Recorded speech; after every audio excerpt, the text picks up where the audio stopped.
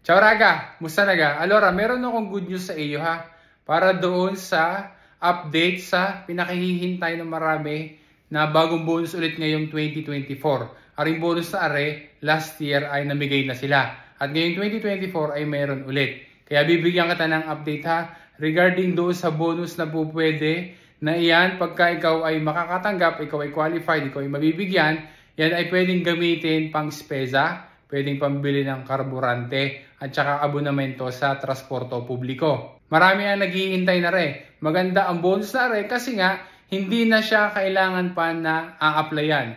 Kailangan lang na ikaw ay qualified at ikaw ay aabisuhan na ng iyong komune di residensa kung ikaw ay kasama doon sa mabibigyan o hindi. Kung alam mo na raga, tinutukoy natin ay yung Karta Dedicata Ate. Na kung nung isang taon namigay sila ay ngayong 2024, mamimigay ulit sila. Yan ay panggamit sa pang-isbeza, gaya nating nabanggit kanina. At additional ay, yan ay pwede rin gamitin na pambili ng karburante at saka ng abonamento ng transporto publiko. Mas mataas ang matatanggap ngayon dahil around 457 euros hanggang 460 ang maaari na matanggap. Pagka ikaw ay qualified, mabibigyan ka niyan. Gaya pa rin ng dati ang procedure.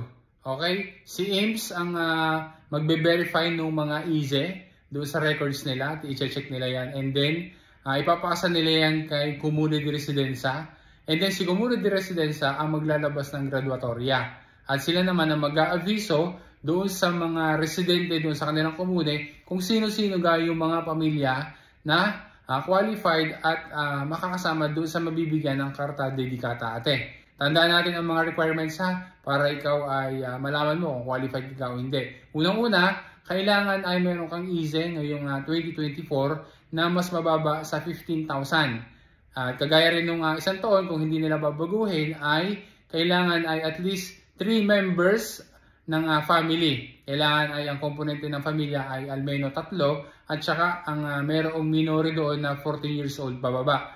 Ngayon, inaasahan na maaari na bukas at saka sa mga susunod na araw ay maglalabas na ng dekreto atwatibo kasi yan yung hinihintay para na sa ganun ay malaman yung mga detalye at saka masimulan na yung pagbibigay ng Karta Dedicata Ate. Mayroong pang good news dahil mayroong additional na 100,000 na karte. Ibig sabihin ay 100,000 pa ng mga qualified ang mabibigyan kumpara noong 2023. Merong additional na 100,000. Ulitin lang natin aring Karta Dedicata Ate na ipamibigay ulit ngayong 2024. Yan ay hindi na kailangang applyan.